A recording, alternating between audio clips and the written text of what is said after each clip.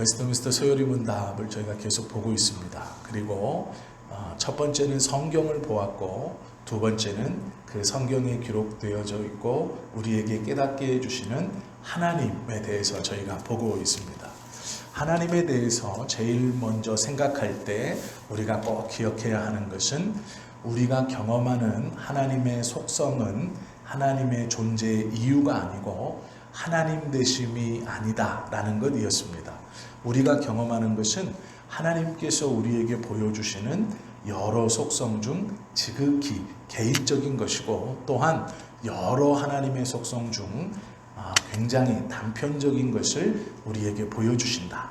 그래서 우리가 성경의 말씀을 공부하지 않고 하나님의 말씀을 읽지 않고 집중하지 않으면 내가 경험한 하나님의 속성을 하나님으로 오해하여서 하나님에 대한 잘못된 신앙을 갖고 그 잘못된 신앙으로 잘못된 기도를 드릴 수도 있다라는 것이 지난 시간까지의 우리가 함께 하나님에 대해서 알아본 말씀이었죠. 오늘 사무엘상 2장 3절의 말씀을 잠시 보시면, 심히 교만한 말을 다시 하지 말 것이며 라고 말합니다. 이 교만한 말이라는 것은 하나님에 대해서 내가 다 알고 있다라는 거예요. 하나님은 이런 분이다 라고 말하지 말라. 그것을 다시 말하지 말라. 무슨 말이냐면, 이스라엘에게 하나님은 이런 분이다, 이렇게 선언적으로 말하지 말라라는 거예요. 내가 알고 네가 깨닫고 있는 하나님은 하나님의 전부의 그 온전하심이 아니다라는 뜻이거든요. 그리고 그 뒤에 말씀이 이렇습니다. 오만한 말을 너희의 입에서 내지 말라라고 말해요. 이 오만하다는 것은, 교만한 것은 하나님의 존재에 대해서 내가 다 안다, 하나님은 이런 분이다, 이렇게 말하는 것을 교만이라고 하고요.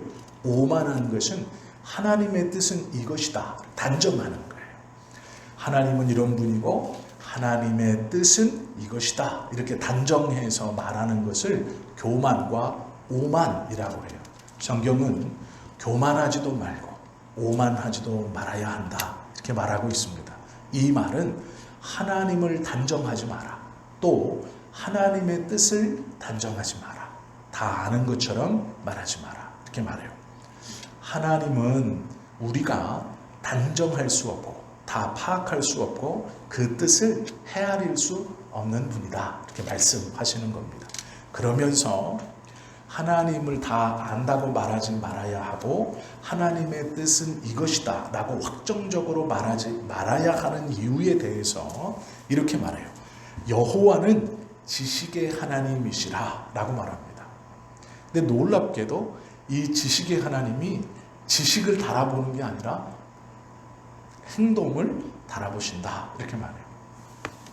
이게 무슨 얘기인가? 오늘 그것을 좀 함께 보려고 합니다. 지식의 하나님이라는 것이 어떤 의미인가? 라는 것을 우리가 좀 보려고 합니다. 교만하게도 말하지 말아야 하고 오만하게도 말하지 말아야 하고, 하나님은 이러한 분입니다 라고 단정해서도 안 되고 하나님의 뜻은 이것입니다 라고 단정해서도 안 된다. 그 이유는 하나님은 지식의 하나님이는 거예요. 하나님과 사람의 지식은 차이가 있습니다. 사람은 지식이 점진적으로 확장됩니다. 즉 작은 것에서부터 배우면서 하나하나 그 범위와 폭이 또 깊이가 넓어지는 것이죠.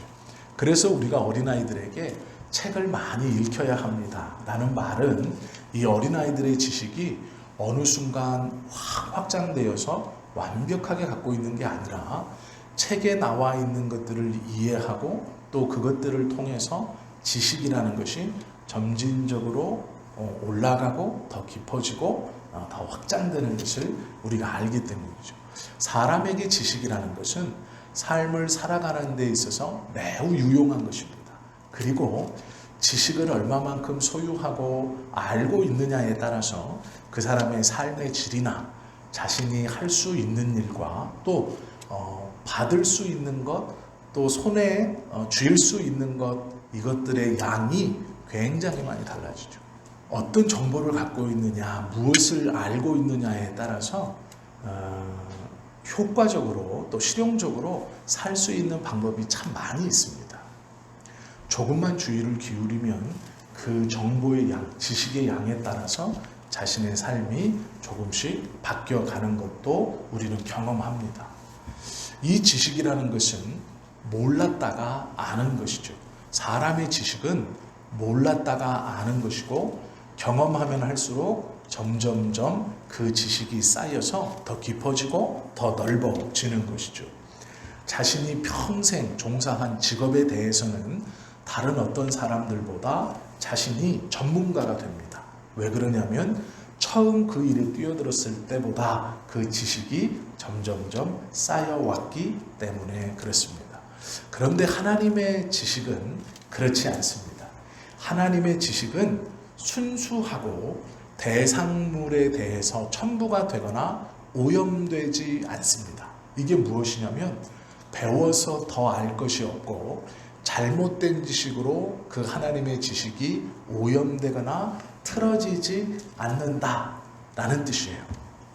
이렇게 비유하면 됩니다. 태양이 땅에서 올라오는 증기로 인해 태양이 어떻게 오염되거나 바뀌지 않는 것과 같은 것입니다. 태양 때문에 계속 땅에서는 수증기가 증발하고 복사열이 올라오지만 그 복사열이 올라오는 수증기로 인해서 태양의 온도가 떨어진다거나 태양의 빛이 감소된다거나 그렇지 않은 것과 같은 이치이죠. 그러나 사람은 계속 무엇을 받아들이고 보고 배우고 익히냐에 따라서 그 지식의 방향이나 그 지식의 효용성이 달라진다라는 것을 성경은 말씀하고 있죠. 잠언 2장 4절에 보면 지식을 구하는 데 있어서 어떻게 해야 하느냐? 은을 구하는 것 같이 구하라 이렇게 말씀하고 있어요. 물론 잠언에서 말하는 지식은 하나님에 대해서 아는 것입니다. 하나님에 대해서 알아가는 지식을 우리가 구해야 할 것인데 그 지식을 어떤 마음으로 구해야 하느냐? 은을 구하는 것 같이. 우리가 돈을 벌듯이 하나님에 대한 지식을 구해야 한다 이렇게 말씀하고 있죠. 하나님의 지식은 무오하고 오류가 없습니다. 또 하나님의 지식은 즉각적이죠. 우리의 지식은 연속적입니다. 지식이 끊어지면 내가 이 지식을 습득하다 끊어지면 우리는 그곳에서 지식이 멈춥니다. 지식의 수준이. 그러나 하나님은 끊어짐이 없다라는 것이죠. 또 하나님은 과거와 현재와 미래를 동시에 판단하시고 보시는 분이고 우리는 과거를 통해서 현재의 모습을 생각해보고 미래를 유추해 볼 수 있습니다. 내가 이렇게 살았고 이렇게 말하고 이렇게 행동하니 앞으로 어떻게 될 수도 있겠다라고 짐작하는 것이죠. 이것이 우리의 모습입니다. 호세아 13장 12절에 보면 하나님께서 이렇게 말씀하세요. 에브라임의 불의가 봉합되었고 그 죄가 저장되었나니 이렇게 말씀하세요. 에브라임이 하나님 앞에서 범죄를 했는데 당장 징계를 당하지 않습니다. 그러면 우리들은 하나님이 그 죄를 놓치고 계시나 보다. 저 에브라임의 죄에 대해서 하나님이 놓치셨나 보다. 보지 못하셨나 보다. 아니면 용서하기로 하셨나 보다. 이렇게 짐작합니다. 그런데 성경은요. 저장하였다 이렇게 말해요. 놓치시거나 잊어버리시거나 봉합되어서 그냥 괜찮아 라는 게 아니고요. 그 죄를 저장, 기억하고 있다라고 말씀하세요. 하나님의 지식은 무한하시죠. 이 말이 무엇이냐면요. 시편 94편 9편에 나와 있습니다. 귀를 지으신 자가 듣지 아니하시랴. 눈을 만드신 자가 보이지 아니하시랴 라고 말하는 거예요. 하나님이 우리와 다른 점에 대해서 성경은 하나님은 지식이시다. 지식의 하나님, 하나님의 여러 속성 중 하나님은 지식이시다 라고 말하면서 그 지식을 가지신 하나님이 눈을 만드셨다. 귀를 만드셨다. 이렇게 말하고 있습니다. 이게 무슨 말이냐면요. 눈을 만들려면 눈이라는 게 어떤 기능을 하는지, 어떤 모양이 되어야 하는지, 어떤 다른 신체 기관과 어떤 상호작용을 일으키는지를 다 알아야만이 눈을 만들 수 있다. 귀를 만드신 분이 듣지 못하겠느냐라는 말씀은 귀를 만들려면 귀가 무슨 일을 하는지, 어떤 모양인지, 어떤 상호작용을 하는지, 어떤 것이 정상이고 어떤 것이 병이 난 것인지를 다 알고 계신다라는 뜻이에요. 이게 무슨 말이냐면 눈을 만드신 이가 보지 못하겠느냐, 귀를 만드신 이가 듣지 못하겠느냐, 이 말씀은 하나님이 모든 것을 보고 계시고 모든 것을 듣고 계신다라고 말씀하고 있는 거예요. 이것이 하나님의 지식입니다. 모든 것을 보고 계시고 모든 것을 듣고 계시기에 하나님은 증인이 필요가 없어요. 그 지식에 대해서 맞아 하는 자신의 편이 사실 필요가 없습니다. 이 말은 우리가 어렸을 때 다른 아이들과 대화하면서 내 말의 무게와 내 말의 진실성을 나보다 더 큰 사람에서 찾습니다. 보통은 우리 아빠가 이렇게 말했어 라고 얘기하죠. 그것은 우리들이 크게 여기는 그 아버지가 이렇게 말해줬고 나는 그 말을 지금 그대로 하는 거야. 그러니까 이 말은 진실이고 무게가 있는 것이다 라고 말하죠. 조금 더 크면 우리는 이렇게 얘기합니다. 텔레비전에서 이렇게 얘기했어 라고 말하죠. 그러면서 자신의 지식의 정당성과 동의를 구합니다. 어떤 책에서 이렇게 얘기했어, 어디에서 이렇게 말했어 라고 하죠. 심지어는 우리 믿는 사람들은 성경에 이렇게 쓰여 있다 라고 말하면서 이야기를 합니다. 그러면서 이것은 내 말이 아니고 성경에서 온 말이기에 그 권위를 인정해라 라고 말하고 있는 것이죠. 그러나 하나님은 그러실 필요가 없다라는 거예요. 그분이 지식이시기 때문에 모든 것을 보고 알고 그것을 만드신 분이시기 때문에 그것에 대해 완벽하게 알고 계시고 그것은 오염되거나 부족함이 없기에 하나님의 말씀에 대해서 누군가가 그 권위를 인정하거나 그것이 진실이다라고 부연해서 덮을 필요가 없는 분이라는 겁니다. 그러기에 그분의 모든 말씀은 하나님께서 선언해 주시거나 하나님께서 기록해 주신 이 말씀은 그 자체로 다른 것에 대한 보증이나 확증 없이 진리가 되는 것이죠.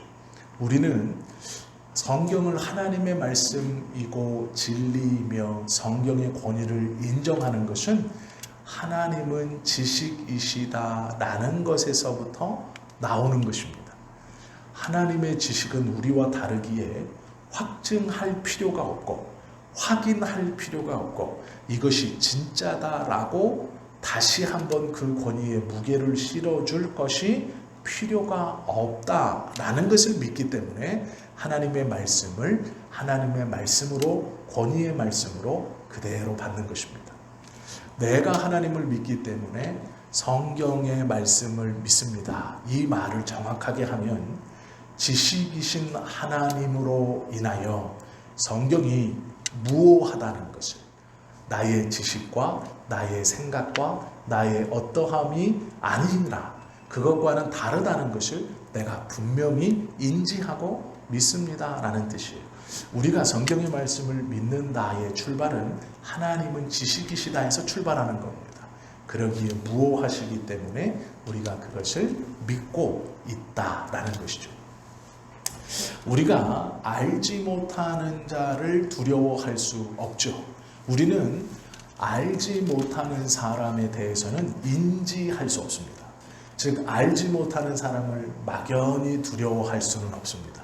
누군가를 알아야 그 사람의 성향과 그 사람의 어떠함과 그 사람이 어떻다라는 것을 알아야 두려워하기도 하고 좋아하기도 하죠. 자녀들이 와서 자기와 친한 어떤 친구를 얘기할 때 내가 오늘 누구와 놀았는데 그 친구 집은 어디고 그 친구의 아빠는 뭘 하고 엄마는 어디에서 내가 만났고 우리한테 무엇을 사주었고 이 친구하고는 어디에 가서 이렇게 놀았어. 너무 재미있고 너무 즐거웠어요 라고 하면 그 친구에 대해서 우리는 이미지를 갖습니다. 알아가는 것이죠.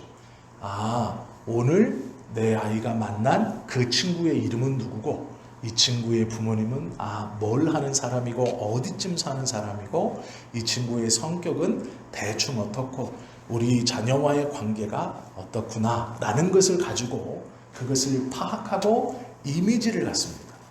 그런데 우리의 자녀가 집에 와서 오늘 우리 앞집 사는 아저씨를 보았는데 그 아저씨가 손에 칼을 들고 저기 길거리에서 지나가는 아주머니를 쫓아가는 걸 봤어.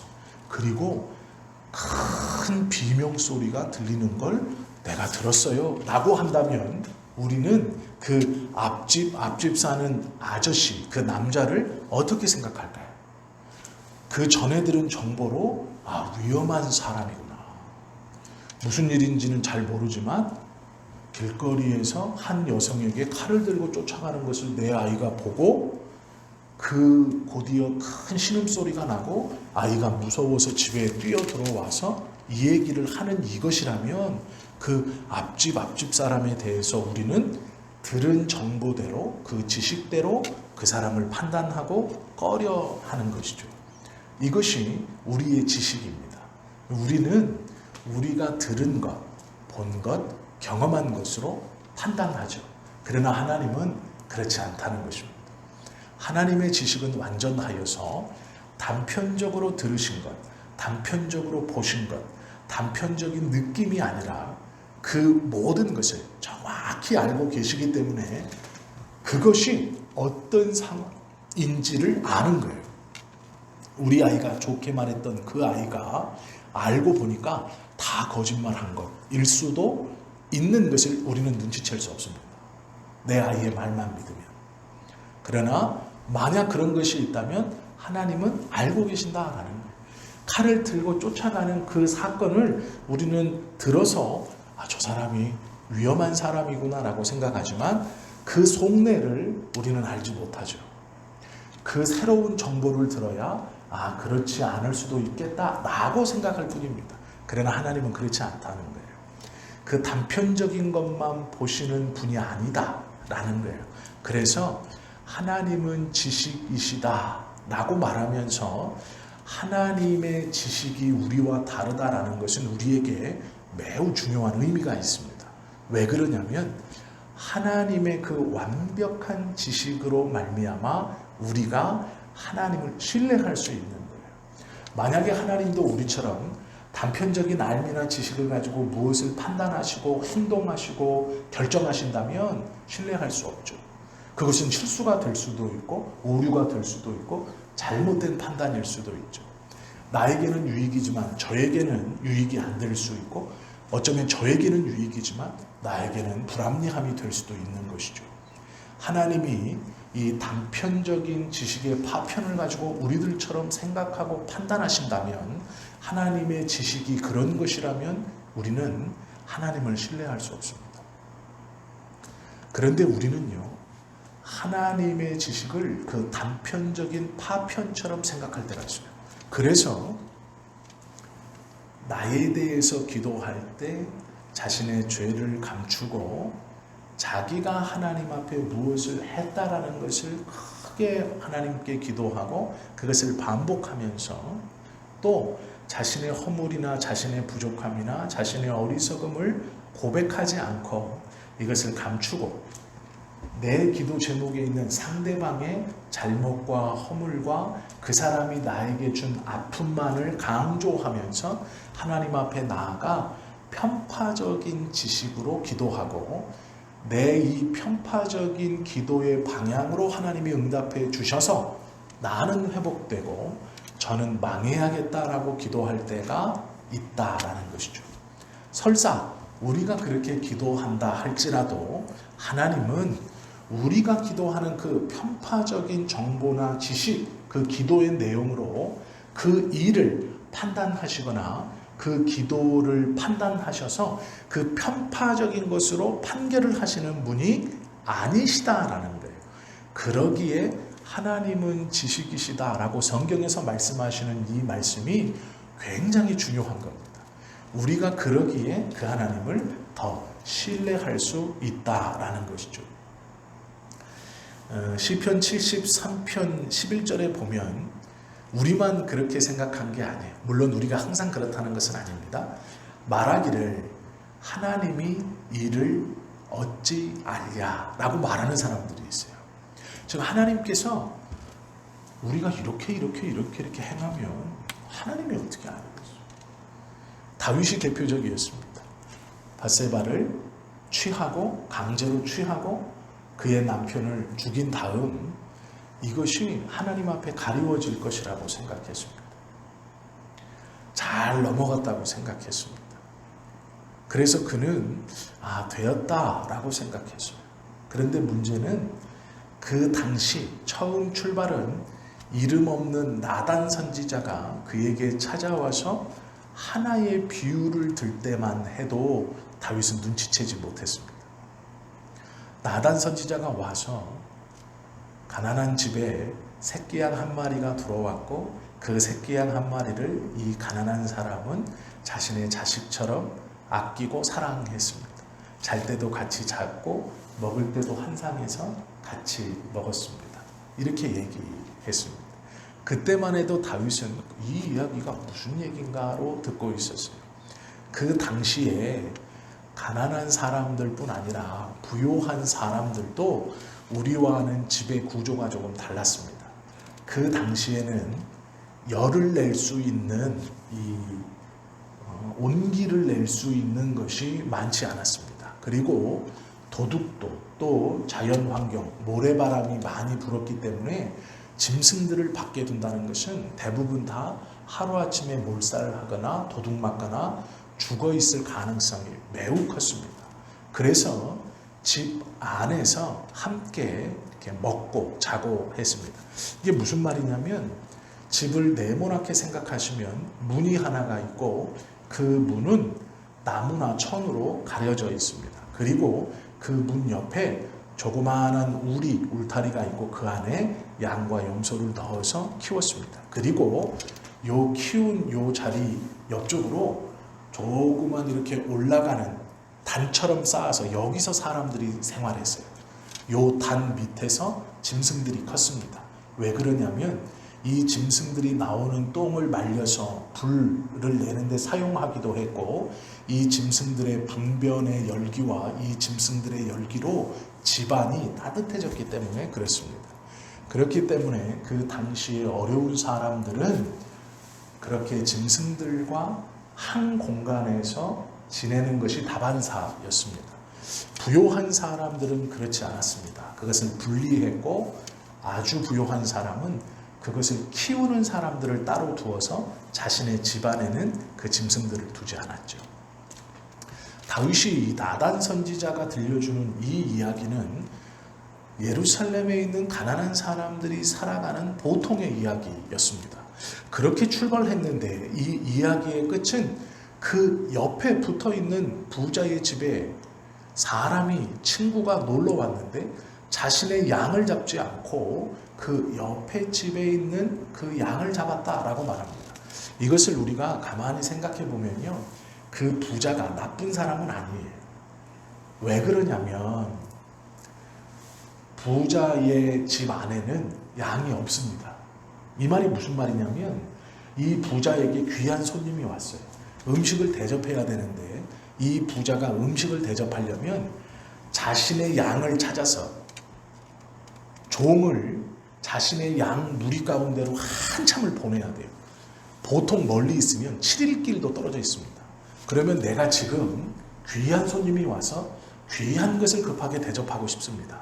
그러면 내 양이 가까우면 3일, 멀면 7일도 떨어져 있어요. 그러면 종을 보내서 양 새끼 중에 좋은 것을 하나 얼른 가지고 와라. 그렇게 해도 식사 때가 넘어가는 것이죠. 좋고 귀한 손님이 와서 귀한 것을 빨리 대접할 때에 내가 내 집안에 부자의 집에 그것이 없고 자신의 양은 멀리 떨어져 있기 때문에 옆집에 있는 그 새끼 양을 가지고 온 겁니다. 보통 부자의 옆집에 붙어 있는 집들은 이 부자의 종일 가능성이 굉장히 높습니다. 그러기에 빼앗겼던 이 종도 그렇게 아꼈지만 아무 소리 못하고 뺏긴 것이죠. 다윗이 이 이야기를 들으면서 분노했습니다.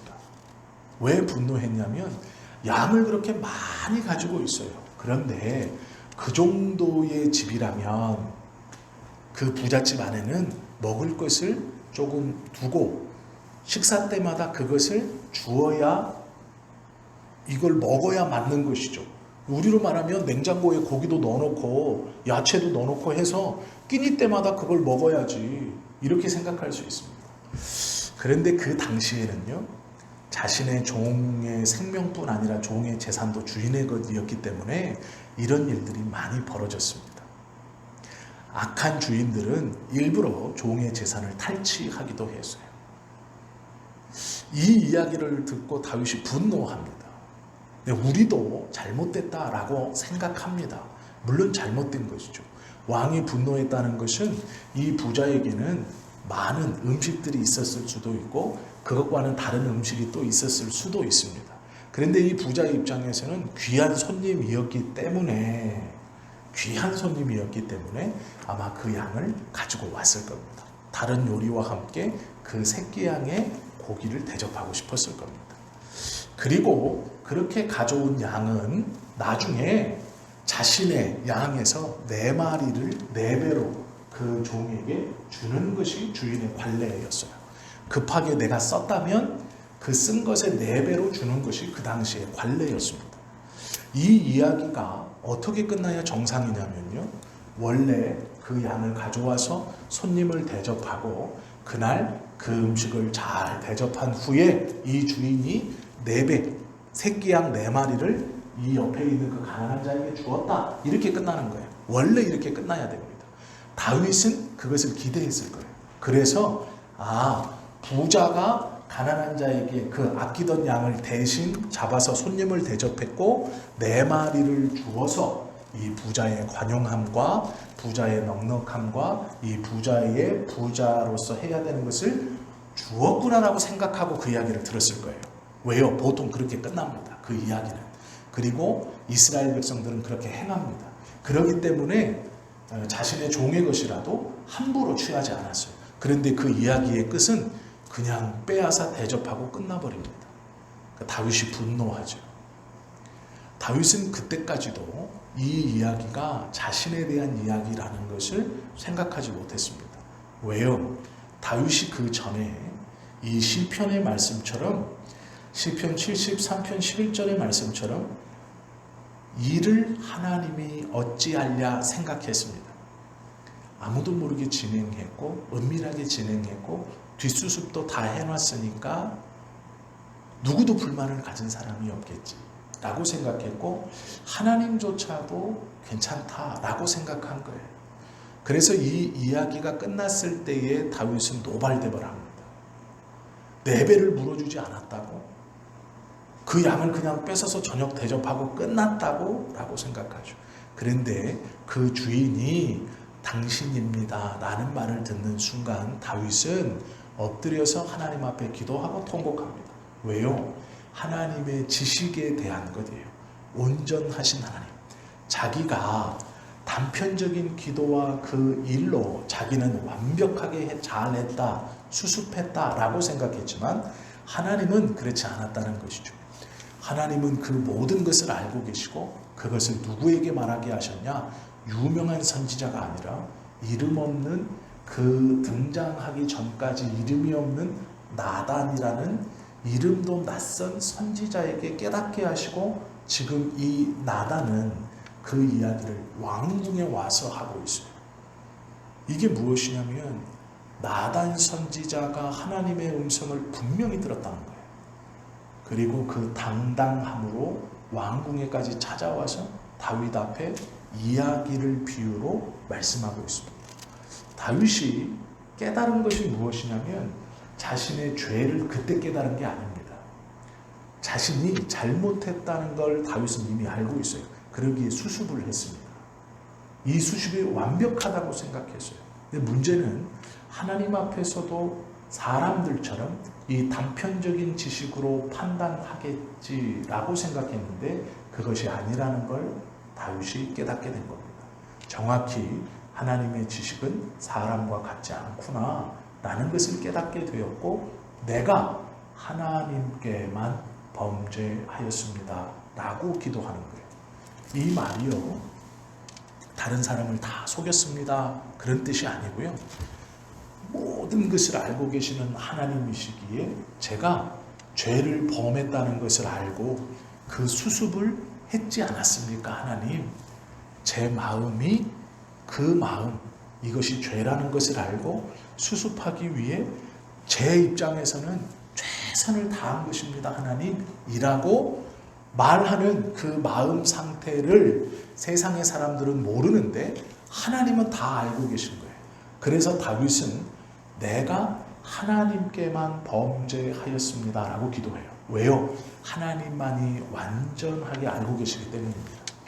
다윗은 이 우리아와 밧세바의 사건에서 밧세바를 취하고 우리아를 죽인 다음에 이 밧세바를 자신의 정식 부인으로 만듭니다. 그래서 이 밧세바를요 왕족으로 만들어요. 왕족으로. 이게 뭐냐면 일반 사람들은 이렇게 생각했을 겁니다. 우리아가 다윗 왕을 위해서 전쟁에 나가 전사했고 그의 남은 미망인을 다윗이 부인으로 삼아 로열 패밀리로 만들었다는 것은 유대인들의 관습에 있는 형사취수법에 관련된 일입니다. 이 형사취수법이라는 건 이런 거예요. 형제가 여러 명이 있는데 형이 아니면 동생이 후사 없이 죽으면 그 형제 중 유력한 자가 그 미망인을 부인으로 맞이합니다. 그리고 그 형의 재산을 관리해 줍니다. 그리고 이 미망인과 동침해서 아들을 낳아줘요. 그런데 이 아들은 내 아들이 아니에요.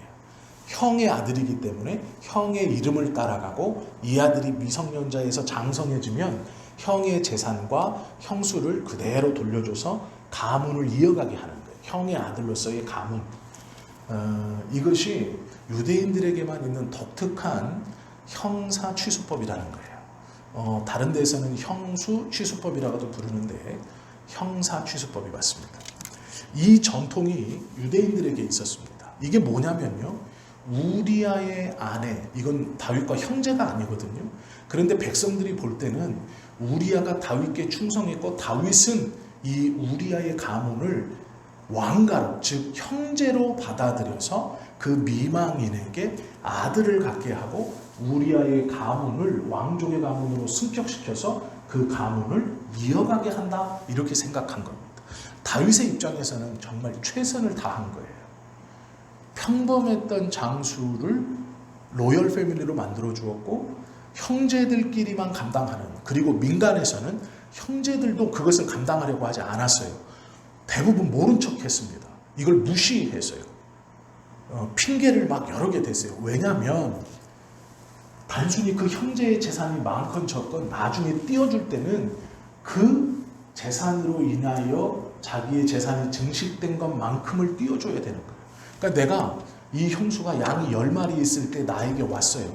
그러면 저는 그 10마리를 보존해 주는 것뿐 아니라 10마리에서 나오는 새끼들을 다 보존해 줘야 되고 그동안 이 형수를 먹여 살려줘야 돼요.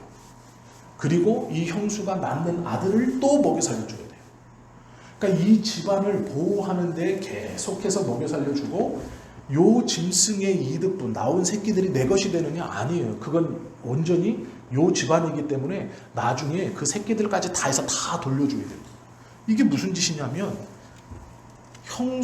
형사취수법에 의해서 동생의 아내나 형의 아내, 형제의 아내를, 자녀 없는 아내를 내 스라에 두고 보호해 준다는 것은 막대한 재화가 들어가는 거예요. 그리고 나중에 나갈 때 자신이 갖고 들어왔던 것보다 더 후하게 줘야 돼요. 그게 이스라엘의 전통입니다. 그래서 이것을 대부분 안 하려고 했어요. 그런데 사람들이 보기에 우리아와 밧세바가 다윗에게 입은 은혜는 우리아를 로얄 패밀리로 만들어준 것뿐 아니라 이제 이 여자를 왕후로 삼아서 나중에 내보내준다는 뜻이에요. 그들의 머릿속에. 그러면 사람들이 볼 때 다윗의 행동은 굉장히 큰 은혜를 베푼 행동입니다. 다윗이 왜 그렇게 했을까요? 밧세바를 취한 것이 죄라는 것을 아는 거예요. 모르는 게 아닙니다. 그걸 수습하는 데 있어서 자기가 할 수 있는 최대한으로 수습한 거예요. 은혜를 베풀어 준 거죠. 그런데 그렇게 해서 수습이 됐다고 생각하고 다윗도 마음을 놓고 있었습니다. 왜요? 내가 범한 죄가 상대적으로 10이지만 내가 이것을 수습하게 한 것은 상대적으로 100이기 때문에 완벽하다, 과하다라고 생각했어요. 이러면 되었다라고 생각했습니다. 그런데 나단이 와서 그 죄인이 당신입니다 라고 말하는 순간 내가 주께만 범죄하였나이다 라고 고백하는 거예요. 이 기도예요. 이것이 다윗이 하나님께만 범죄하였습니다 라고 기도하는 거예요. 그러면 이게 무엇을 알았기 때문이냐? 하나님의 지식, 온전하신 하나님의 지식, 자기가 범한 죄와 자기가 수습한 이 모든 것을 겉에서 보고 판단하는 일반 백성들이나 신료들이 아니라 모든 것을 알고 계시는 하나님. 그러기에 그 비유가 얘기가 양을 취했고 4배로 주었다 하면 해피엔딩이에요. 아, 하나님도 그렇게 생각하고 계시는구나. 4마리를 주었다라고 하면 다윗이 생각한 대로 그래, 내가 10의 잘못을 했지만 100으로 이것을 메꿨으니까 하나님도 이해하시는구나. 그래, 저 사람들처럼, 저 신료들처럼, 내 신하들처럼 하나님도 그렇게 생각하시는구나 라고 마음을 놓았을 거예요. 그런데 그 이야기는 그렇게 끝나지 않습니다. 하나님의 선지자가 와서 한 이야기는 취해서 먹고 끝이에요. 즉 하나님은 아무것도 하지 않았다라고 말하는 거예요. 네가 요 잘못에 대해서 이만큼 수습했다고 하지만 내가 보기에 너는 아무것도 하지 않았다 라는 말이에요. 그래서 다윗이 내가 주께만 범죄했습니다 라고 말하는 거예요. 하나님께만 범죄했습니다 라고 말하는 거예요. 이 기도가 우리의 입장에서는 굉장히 불합리하죠. 우리는 이해할 수 없습니다. 왜 그러냐면 다윗이 하나님을 인식하는 것만큼 우리가 하나님을 인식하지 못하고 있기 때문이에요. 하나님께서 다윗을 보고 내 마음에 합한 자라고 한 것은 하나님에 대한 인식이 다윗이 탁월했기 때문입니다.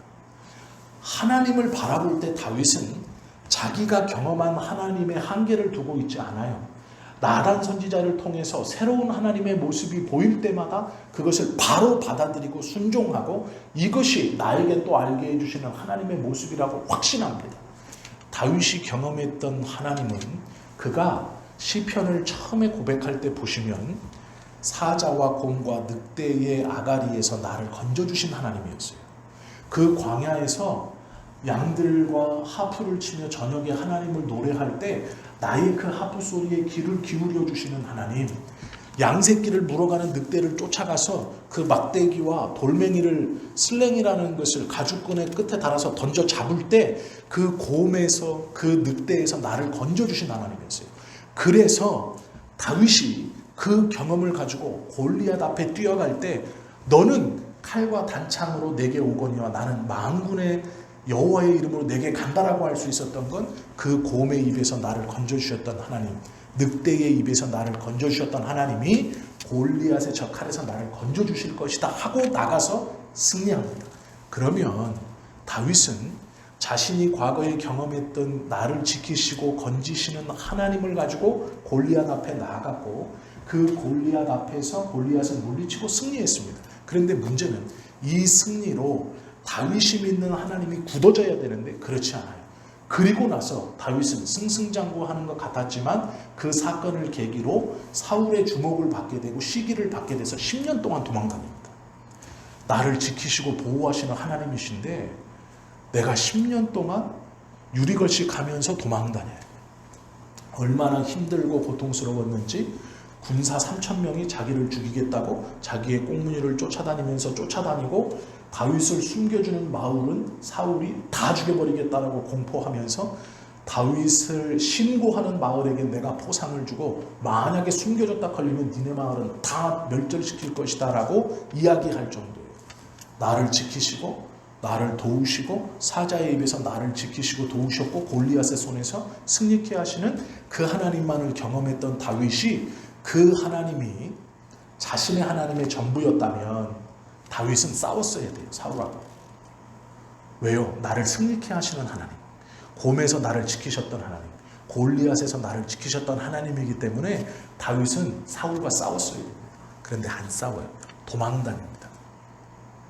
도망다니면서 자신을 지키시는 하나님뿐만 아니라 그 10년의 세월을 돌아다니면서 도망다니면서 때로는 콧물을 흘리고 미친 척을 하고 적국에 가서 도움을 구하고 이 정신이 실성한 사람처럼 행동하며 살아나오면서 하나님께서 자기에게 어려서부터 보여주시지 않았던 하나님의 다른 모습들을 다윗이 보게 되고 그곳에서 하나님의 다른 모습들을 인정하게 되고 그 여러 가지로 보여주시는 자신의 삶에서 고난과 고통과 10년의 세월을 그 광야에서 미친 척하며 떠돌게 하시고 불황자들만을 데리고 떠돌게 하시는 그 하나님의 계획과 인도하심에서 하나님의 다른 모습을 인정하게 돼요. 하나님이 나에게 원하시는 것을 인정하게 돼요. 그리고 모든 것을 하나님의 다른 모습 나에게 보여주시는 안 보여주시는 게 아니라 나에게 보여주시는 하나님의 다른 형상, 형태, 성질로 받아들이게 됩니다. 이 모든 것이 하나님임을 고백하게 돼요. 그 다윗이 왕이 되었을 때도 마찬가지입니다. 사람들이 이렇게 판결하고 이렇게 보고 이 형사 취수법을 잘 지켜서 큰 은혜를 베풀었다 하고 이 죄를 덮었다고 생각했지만 하나님께서 나단을 통해 나에게 던져주시는 이야기는 너는 아무것도 하지 않았다 라고 끝내는 그 순간 다윗은 하나님 앞에 사람과 다르구나, 이들과 다르구나, 그래서 주께만 범죄하였습니다 라고 기도하는 거예요. 그런데 하나님이 그 기도를 들으시고 그것을 용서하시거나 그냥 됐다라고 하지 않으시고요. 저장하셨어요. 기억하셨어요. 이게 뭐냐면 예레미야 19장 23절 말씀 보면 이런 게 있습니다. 그들이 이스라엘 중에서 망령되이 행하여 다윗이 하나님 앞에서 망령되이 행하여 이렇게 말해도 돼요. 나는 이건 하나님입니다. 나는 아는 자요 증거인이라 여호와의 말이니라. 내가 아는 자고 내가 증인이에요. 이게 무슨 말이냐? 밧세바의 아이가 그 다윗과 잘못된 관계로 태어난 그 아이를 뱃속에서 죽이신 게 아니에요. 그걸 기억하시고 저장하시고 하나님께서 증인이 필요 없어요. 내가 하시는 거예요. 하나님이 하시는 거예요. 하나님이 하시는데 어떻게 하시느냐? 다윗에게 그 고통이 무엇인지 보게 하세요. 애가 태어났는데 죽을 것 같아요. 애가 태어났는데 이건 죽어서 나온 게 아니라 살아서 나왔는데 죽을 것 같아요. 그래서 그 고통을 느끼게 하세요. 어느 기간? 사흘 동안. 이 날짜도 유대인의 관점에서는 굉장히 큰 이 기간 숫자입니다. 이 기간이 용서의 기간이에요. 왜냐하면 완벽함에 하나 부족한 겁니다. 이게 뭐냐면 다윗 네가 당하는 징계가 즉 아이 때문에 고통받으며 기도하면서 나아가는 그 날수가 진짜 징계가 아니다라는 뜻이에요. 이건 용서를 앞에 두고 하는 징계입니다. 이게 날수의 부족함이 이스라엘에게 있어서 이 숫자들은 굉장히 큰 의미가 있습니다. 우리가 3일이라는 이 숫자는요 완전한 징계라는 뜻도 있어요. 그러나 이 3일이라는 숫자는 용서를 앞에 두고 하는 기간이에요. 그러니까 이 징계가 징계로서 되려면 예를 들어 7일이어야 되고 10일이어야 됩니다. 그러면 완벽한 징계라는 뜻이에요. 근데 9일이라는 뜻은 이 징계가 아니고 그 앞에 놓는 용서, 10일째에 있는 용서, 그것을 향해 가는 기간이라는 뜻이에요. 우리가 믿는 자로서 고통 가운데 하나님을 기억하고 기뻐할 수 있는 이유는 뭐냐면요. 이것이 나를 망하려고 하는 10일 완벽한 벌을 향한 징계가 아니고 구일이기 때문이에요. 회복을 앞에 두시고 그 회복을 향해 가는 기간이기 때문이에요. 그렇기 때문에 우리가 하나님께 감사하고 기뻐하고 맡길 수 있는 것이 성경이 우리에게 가르쳐주는 가르침입니다. 그러기에 고난 중에 기뻐하라는 것은 나의 잘못으로 그 징계가 들어갔어요. 이것이 그 잘못에 대한 나를 망하게 하시는 완벽한 징계가 아니라 용서와 회복을 위해서 지나가는 기간이기 때문에 기뻐하는 거예요. 그렇기 때문에 이 완벽함에서 하루 부족한 것, 이것은 이 징계가 너를 망하게 하고 내 분노를 보여주는 그 징계가 아니라 그 앞에 있는 회복과 용서와 다시 화해와 다시 화목의 그 시간을 들어가는 거기 때문에 감사하는 거예요. 그래서 우리가 고난 중에도 성경은 기뻐하라, 그 고난이 너를 망가뜨리고 죽이는 징계의 기간이 아니라 회복을 향해 가는 기간이기 때문에 기뻐하고 하나님 앞에 맡기고 감사할 수 있는 거예요. 이것이 수에 대한 개념입니다. 그래서 우리가 성경을 볼 때 이스라엘 백성들이 전통적으로 가지고 있던 이 수의 개념을 가지고 성경에 기록되어진 날짜들과 그 횟수들과 이런 것들을 잘 판단해야 돼요. 그래야 그 본문에서 드러나는 하나님의 마음을 알 수 있어요. 망하게 하시는 것이 아니라 회복해 하는 것. 그렇기 때문에 다윗이 내가 주께만 범죄하였습니다. 그렇기 때문에 애가 죽었을 때 다윗이 금방 밥 먹고 옷 입고 고백할 수 있는 거예요. 내가 낫게 해 주실까 기대했지만 하나님이 죽이셨으니 이제 나는 죽어서 저에게 갈 수 있지만 내가 아무리 슬퍼해도 저희가 나에게 다시 올 수는 없다. 이렇게 말하잖아요. 이것은 그 고통의 기간이, 그 아이를 놓고 기도하는 기간이 너는 멸망하고 너는 이것에 대해서 이 죄로 인하여 무너지고 이제 회복할 수 없다가 아니에요. 다시 회복으로 가는 그 기간이기 때문에 그 기간이 지난 다음에는 아무렇지 않게 일어나는 거예요. 우리가 고통 가운데 그 고통의 끝에 하나님의 어떠함을 경험하고 다시 그 고통의 징조가 내게 와도 두려워하지 않을 수 있는 것은요, 그 고통이, 이 고통과 나의 이 고난과 나의 이 어려움이 나를 망하게 하시려는 게 아니라 나의 회복과 나의 다시 화목을 위해서 지나가게 하는 기간이기 때문에 담담할 수 있는 거예요.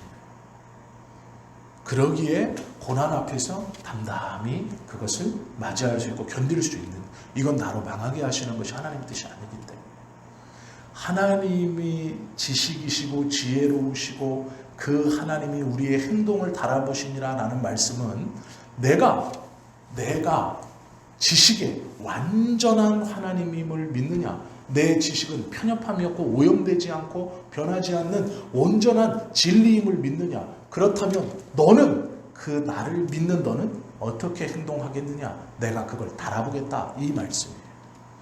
그러면 우리가 하나님의 그 완벽한 지식 앞에 바른 행동으로 달림을 받을 때 그 온전함으로 나아가기 위해서 하나님을 바로 알아야 되죠.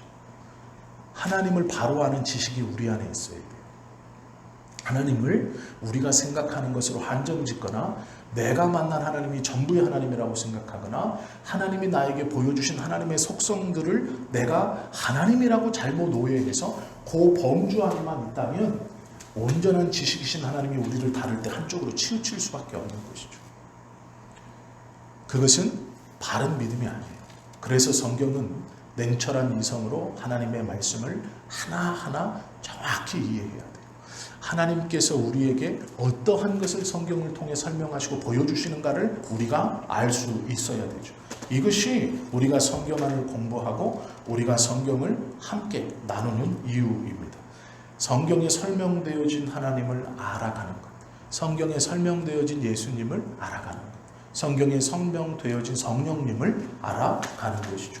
그것에 대한 바른 지식으로 하나님을 붙들 때 하나님께서 온전한 지식으로 우리의 행위를 달아보시는 것이 어떠한 뜻인가? 그러면 우리가 어떻게 살아가야 하는가? 고난 앞에서, 우리의 삶에 갑자기 마주하는 여러 가지 일 앞에서 우리가 어떤 태도로 무엇을 붙들고 서 있어야 하는가를 알게 하신다라는 것이죠. 말라기 3장 16절에 보면 그가 그 이름을 존중히 생각하는 자를 위하여 여호와 앞에 있는 기념책에 기록하셨느니라 라고 말씀하고 있어요. 열왕기상 14장 13절에 보면 저가 선한 뜻을 품었음이니라 라고 하면서 우리의 마음에 온전한 지식이신 하나님이 우리의 마음을 들여다보시고 저가 그 마음에, 우리의 마음에 선한 뜻을 품었다라는 것을 보신다는 거예요. 비록 우리의 행위가 세상의 어떤 기준에, 어떤 수준에는 못 미칠 수 있어요. 그런데 하나님은요, 보여지는 이 행위뿐 아니라 우리의 마음에 무엇을 품고 있는가, 선한 뜻을 품고 있지만 그 행위로 그것을 다 하지 못할지라도 우리의 마음에 선한 뜻이 있는가 없는가를 온전한 지식인 하나님은 정확하게 보시고 그것을 기록해 놓으신다라고 성경은 우리에게 말씀하고 있죠. 하나님의 지식이 온전하시다라는 것은요, 이 말씀만 하고 이제 말씀을 좀 정리하겠습니다. 하나님의 뜻이 온전하시다라는 것은 두 부류의 사람들에게 절망이고 희망입니다. 하나는 악인들에게 하나님은 모든 것을 알고 계시고 그의 지식은 온전하시다라는 것은 악인들에게는 두려움이에요. 그러나 하나님의 자녀들에게는 희망이고 소망입니다. 내 안에 선한 일을 시작하신 이가 예수 그리스도의 날까지 그 일을 이루실 줄 압니다. 성령과 성자가 우리에게 구원의 확신과 구원을 주셨고 그 구원받은 자는 우리의 힘이 아니라 성자의 은혜와 성령의 인도함으로 선한 일을 시작하셨고 하나님은 내 안에 있는 그 선함을 보고 하나님의 책에 기록해 놓겠다 말씀하십니다. 그러기에 우리에겐 희망이죠. 우리에겐 그러기에 이 하나님의 지식이 온전함이 우리에겐 소망이고 우리에겐 기쁨이죠. 우리의 행위가 비록 부족하고 모자랄지라도 우리의 마음속에 선한 일을 시작하신 그 성령 하나님을 보고 예수 그리스도의 십자가의 그 은혜를 보고 선함으로 기록해 놓겠다라는 거예요. 그러기에 우리에겐 희망입니다. 반대로 악인들에겐 절망이죠.